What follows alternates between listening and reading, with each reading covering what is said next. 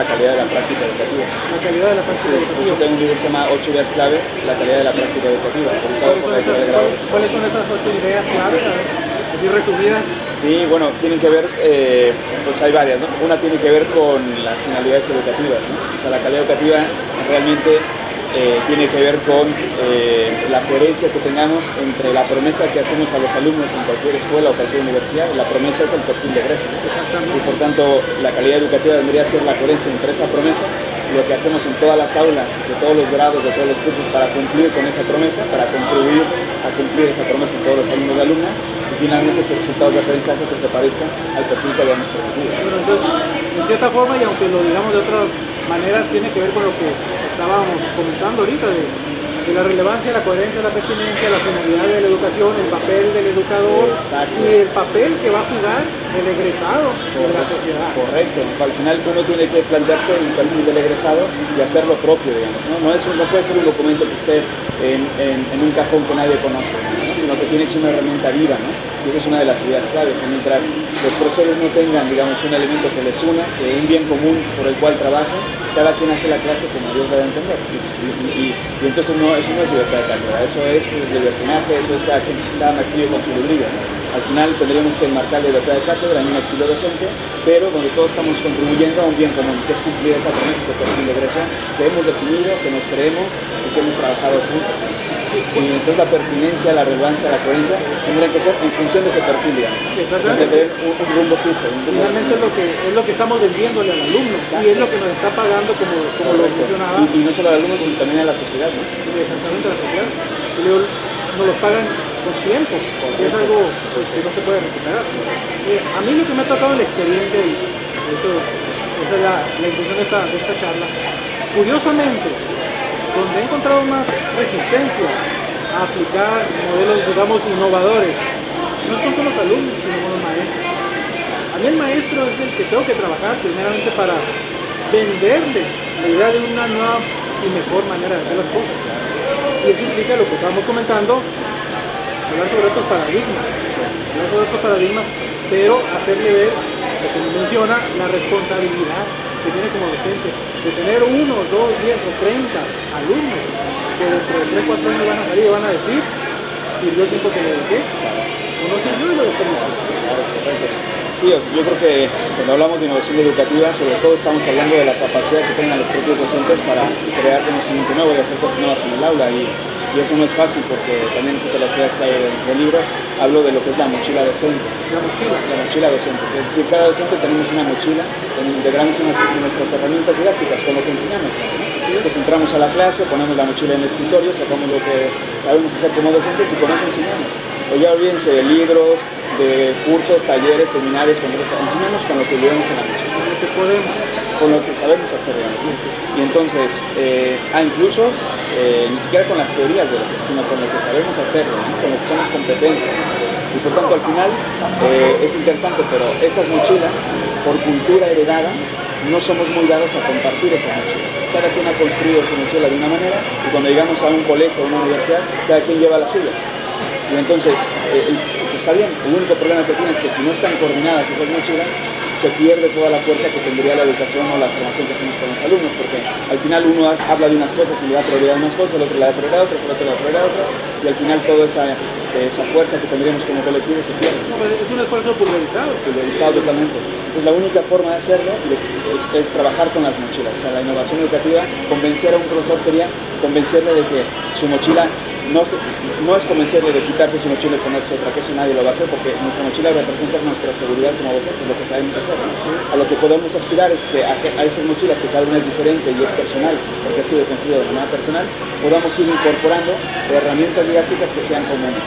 Y eso lo podremos hacer siempre y cuando el profesor se va a convencer y lo va a hacer siempre y cuando él vea claro que eso va en función de un bien común, no porque a alguien se le ocurrió, no porque lo dijo el director, no porque lo dice tal conferencista, sino porque entre todos aquí como colegas defendemos algo que es común.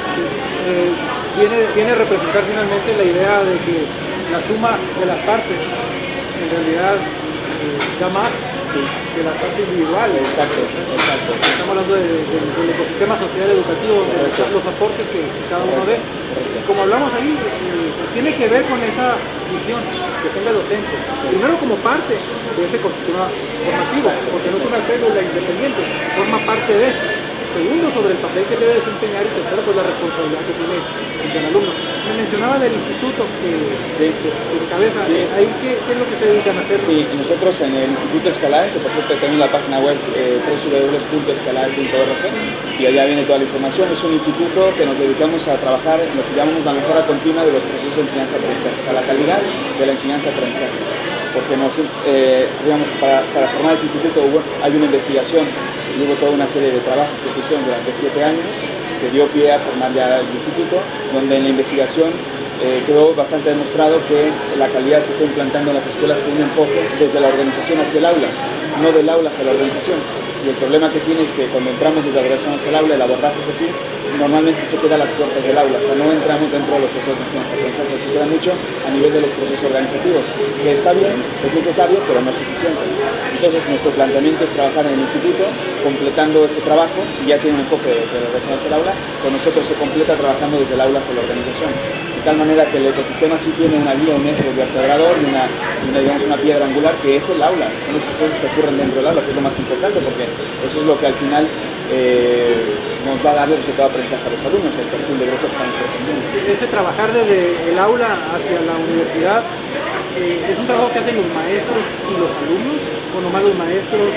Nuestro enfoque es, digamos, cuando hablamos de procesos de enseñanza-aprendizaje, realmente estamos hablando de dos procesos, ¿no? El de enseñanza que hace el profesor y el de aprendizaje que hace el alumno, ¿no? Por tanto, nuestro abordaje es trabajar con los docentes para que impacten en los resultados de aprendizaje de los alumnos. Y por tanto, la idea es qué prácticas realizo yo en el aula que realmente impactan en el aprendizaje que realizan los alumnos, y por tanto eso tiene que ver con analizar mi práctica educativa como docente.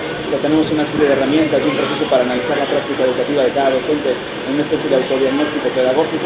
Luego tenemos herramientas para que una vez hecho el análisis se construya una especie de plan estratégico pedagógico con medidas de mejora a corto, medio y largo plazo, y a partir de aquí tenemos una plataforma que permite darle seguimiento a acciones de mejora en el aula, pero trabajadas de manera colectiva, no individual.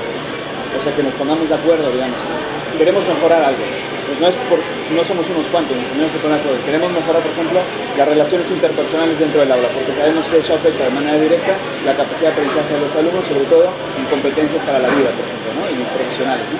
Y por tanto tienen que cooperar, tienen que trabajar en equipo, tienen que aprender entre iguales. Por tanto, eso necesitamos hacer unas cosas en clase concretas, unas actividades concretas, unas agrupaciones concretas, para que no todo el mundo lo hagamos como bien nos debe entender, pues pongámonos de acuerdo en unas reglas del juego. Nosotros le llamamos pautas de trabajo común, que nos permitan definir cómo le vamos a hacer en el aula entre todos los docentes. Y la idea es que todos apliquemos la misma pauta. Todo eso queda registrado en esa plataforma, ponemos material para poder elaborar las pautas, y una vez que está hecha la empezamos a aplicar y subimos a la plataforma toda la evidencia documental de ese proceso. De tal manera en que al final, incluso la tercera parte de nuestro sistema es eso que se puede certificar. Una es una certificación de tercera parte que ofrecen dos organismos internacionales en este momento. Uno es TIRRALAN, que son alemanes, que ofrecen en varios países, y Educatia, que son españoles. Y ellos pueden certificar la calidad educativa con una auditoría documental en la plataforma, y luego, en caso, según qué nivel sea, pues incluso una visita diciendo, a ver, tienes esta pauta, a ver, enséñame la evidencia de que en las aulas. Esa certificación es sobre los procesos. Correcto, no sobre los resultados, sobre los procesos que afectan los resultados de aprendizaje. Ahorita estaba mencionando la cuestión de la mejora en la práctica educativa. Yo creo que va a la par con temas como innovación. De innovación pues no quiere decir estar siempre sacando cosas novedosas, porque en ocasiones no puede seguir, sino que la innovación pues, está relacionada con un impacto de mejora en los resultados, mejora en los tiempos, mejora en los alcances, mejora en los impactos. Y pues yo creo que la cuestión que hemos estado platicando del enfoque de competencias lleva a ese sentido. En esto que me menciona de los procesos y de las certificaciones, no se basan en un enfoque exclusivo como que hace competencias, sino que está abierto al enfoque que la universidad tenga.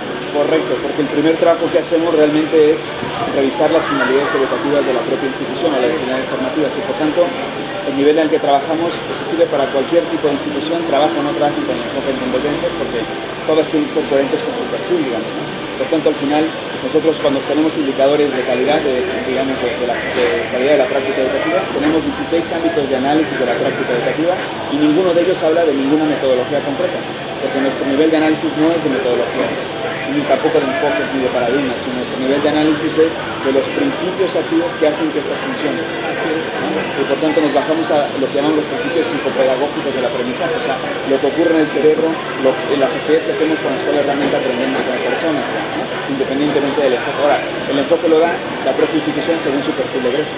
Un perfil de egreso que está muy cargado hacia lo actitudinal, que quieren que sean competentes para la vida y todo, bueno, pues entonces ahora desde el punto de vista de cómo se aprende eso, ¿no? O sea, si tú dices, es que quiero que mis alumnos sean solidarios, ok.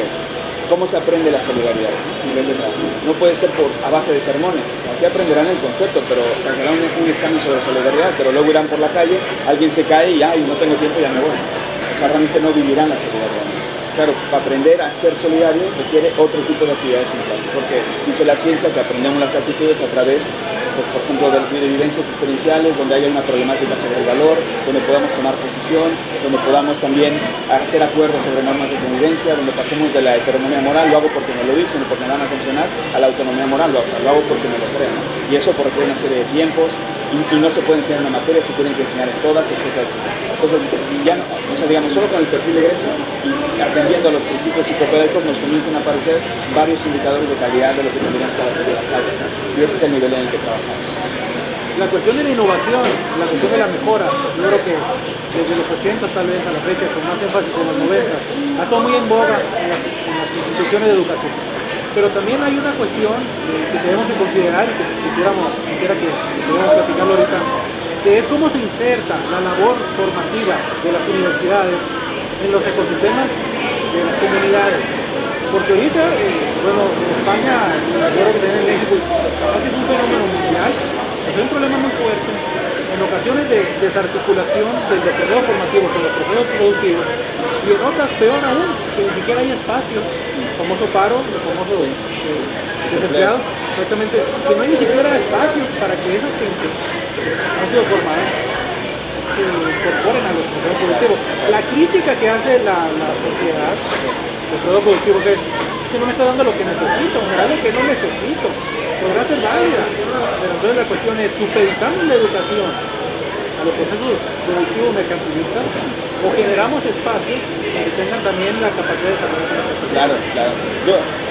Es un tema ya más de carácter no tanto técnico sino ideológico, y en ese sentido yo creo que una cosa no quita la otra, ¿no?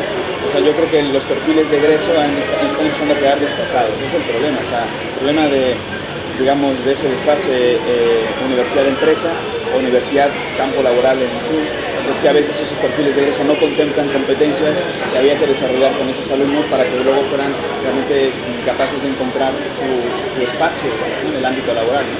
Y por tanto en parte sí tiene que ver con que sean capaces de trabajar en una empresa, de agregar valor, porque entonces sí que serán empleables, ¿no?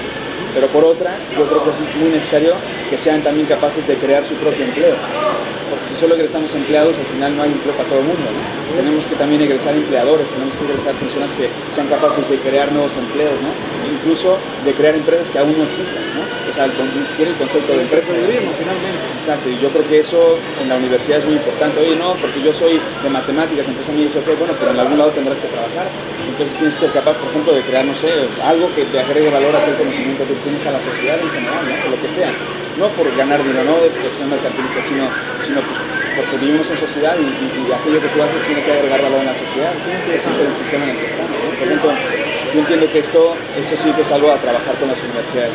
Y entonces una vez que tengamos claros esos perfiles de egreso, entonces ahora sí, desde el punto de vista de los procesos de enseñanza-aprendizaje, ¿qué vamos a hacer en todas las clases de toda la universidad para lograr conseguir esos perfiles? Ese es el otro problema, porque lo más cómodo es trabajar por conocimientos, ¿no? Y entonces le decimos, bueno, pero está bien que sepan, pero ¿qué saben hacer con lo que saben? Y muchos profesores dicen, bueno, eso ya lo aprenderán en la vida, ¿no? Y decimos, no, precisamente que están en este tiempo para eso, ¿no? Es más, lo único que justifica que vayan a la universidad es que aprendan a hacer cosas que no puedan aprender en otros campos, porque si no, mejor se vayan a trabajar, van a aprender más que en la universidad. Y ingresan al mercado laboral mucho antes. Entonces, yo creo que allá sí que tenemos algo que trabajar con las universidades. La cuestión que están mencionando ahorita, yo creo que define lo que viene siendo la problemática educativa en cuanto a la renovación de los contenidos, de los perfiles, incluso tal vez de los procesos.